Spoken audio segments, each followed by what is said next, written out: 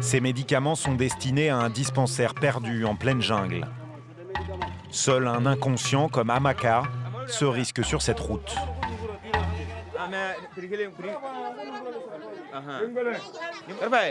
Allez, dépêchez-vous de charger, on est en retard.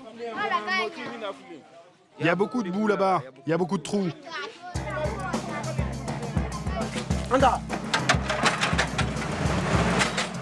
Amaka n'était pas destiné à devenir chauffeur. Son père voulait qu'il devienne quelqu'un d'important. Sa famille s'est sacrifiée et Amaka a obtenu son diplôme de comptable. Mais il n'a jamais trouvé de travail. Amaka a dû se résigner à reprendre la suite de son père comme transporteur.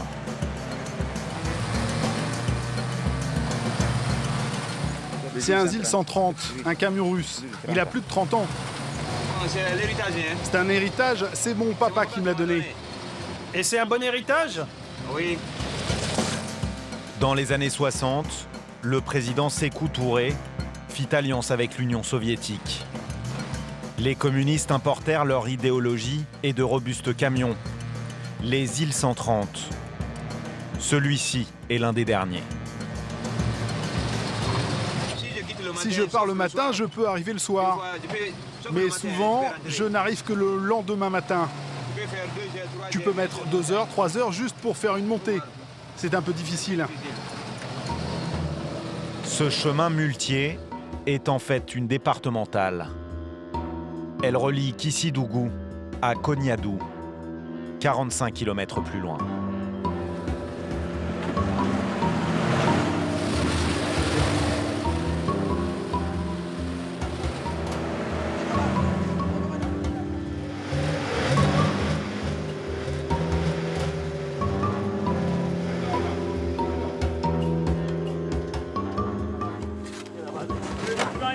La roue avant est coincée. On est bloqué. À chaque bourbier, le chant des pelles recommence avec la même litanie. Il encourage Amaka.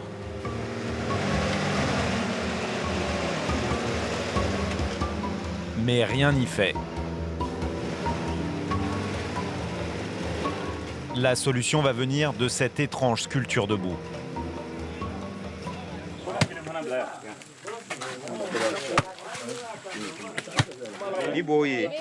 Ça, c'est des termitières.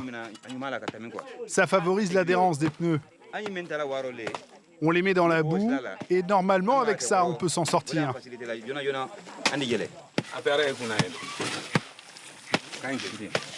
Les petits là ne piquent pas. C'est les grands là, ceux qui ont les têtes rouges là, c'est ceux qui piquent.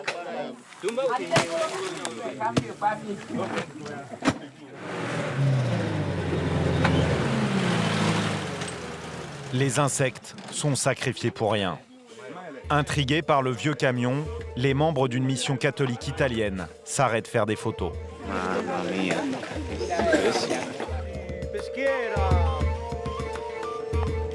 Cet homme, entouré de 2 Italiennes, est un prêtre.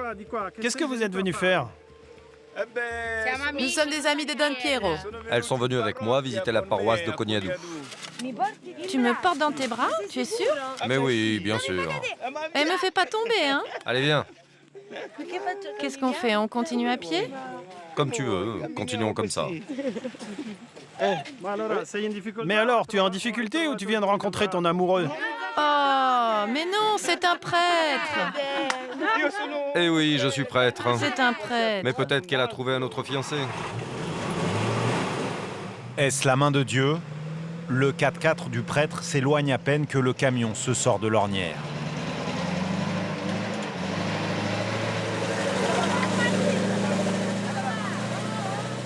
Ce tas de cailloux est une providence en brousse.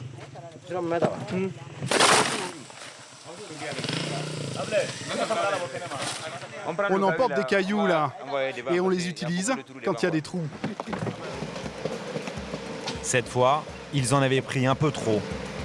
Alors ils jettent une partie du stock.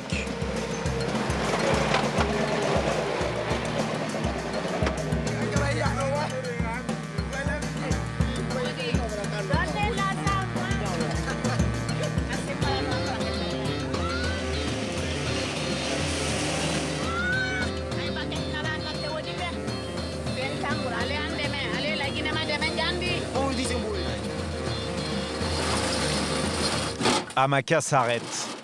Le moteur manque de puissance. C'est la courroie du moteur qui est fendue. C'est pas un problème. On a une courroie de secours. D'ici 10 minutes, on va rechanger tout de suite. C'est très rapide.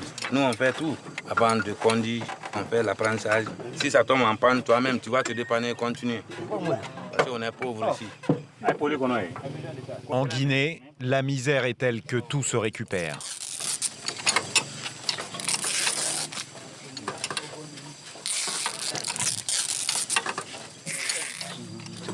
C'est pour attacher les sacs de riz. Ou alors on s'en sert pour fixer les bâches sur le camion. Mais au moment de remonter à bord,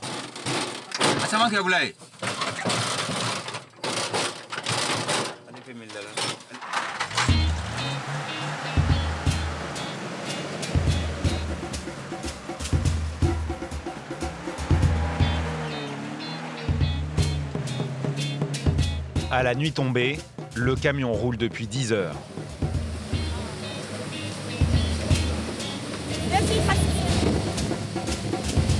Mais pourquoi quoi?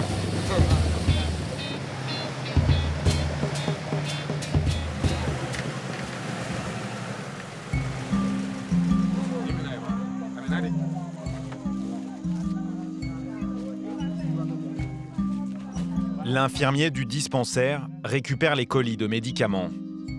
Il les attend depuis 3 mois et les boîtes ne sont pas bien grosses. Il espère juste qu'il y ait de quoi remplacer les médicaments périmés.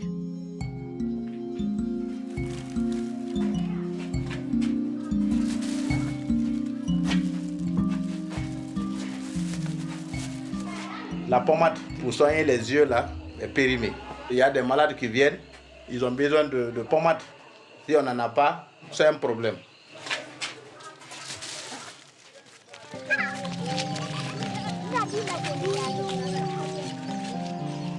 Parmi les médicaments, Benjamin l'infirmier a reçu un lot de vaccins anti-rougeole, diphtérie, tétanos et polio. Il est inoculé aux enfants dès le lendemain, car il n'a pas de quoi conserver le précieux sérum.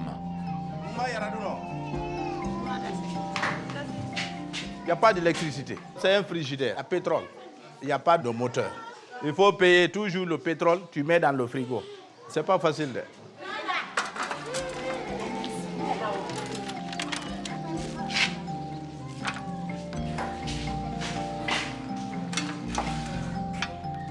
Non, non, Catherine Twinda.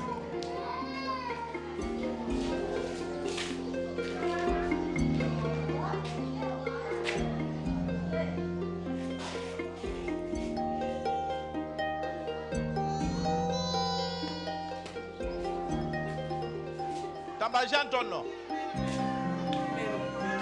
Kumba yaraduno. Oh la dole nene.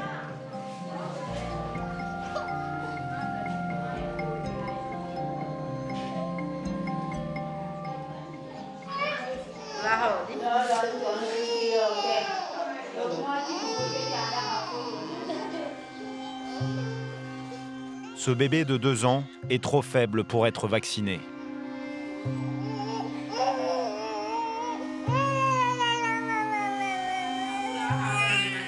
Hier, je suis allé dans leur famille. On a dit de venir avec l'enfant. Parce qu'il faut aller vers les familles là, leur dire de venir.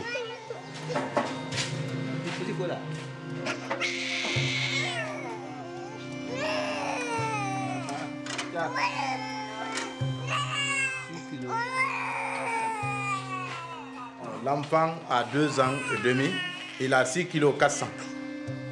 Ça, c'est une malnutrition sévère. Mon enfant est faible depuis la naissance. Il est né en dessous du poids normal. Et puis il a toujours eu mal au ventre. Alors je l'ai emmené pour se faire soigner à l'hôpital de Kissidougou, mais c'était trop cher. Quand les moyens sont maigres, arrivé là-bas, on peut vous faire une ordonnance de 200 à 300 000. Et si tu n'as que 50 000 francs ou 30, les autres ne vont pas te donner. Il faut payer. Raison pour laquelle elle a fait retour avec l'enfant ici. Avec son état là, son papa a refusé l'enfant parce que l'enfant ne grandit pas. Maintenant, la maman est allée dans sa famille avec l'enfant là. Moi-même, j'ai pris mon avoir, j'ai donné. J'ai donné. Mais nous aussi, on n'a pas de moyens comme ça. Donc aussi, les moyens sont limités. On ne peut pas donner à tout le monde. Donc sur 100 cas, on peut aider un cas. Les autres, on ne pourra pas. Ça, c'est du plus peanut. C'est un aliment qui est très riche en énergie.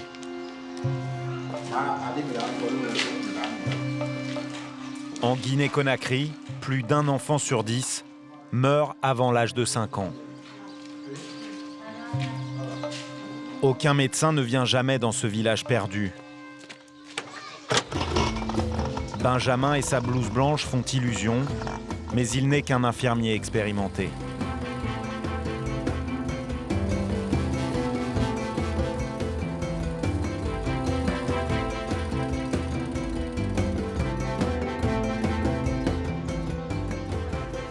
Selon Benjamin, cet homme de 50 ans aurait fait une rupture d'anévrisme.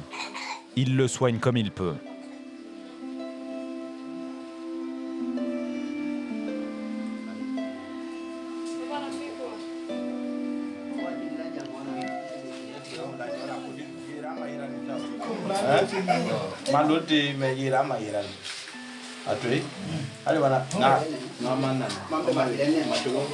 Qu'est-ce qui va devenir le monsieur?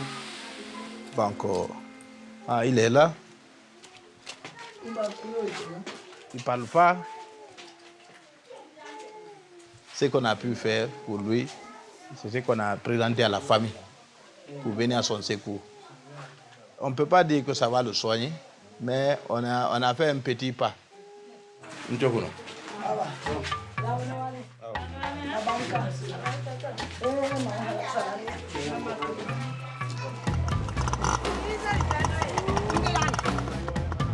En Guinée-Conakry, l'espérance de vie ne dépasse pas 50 ans.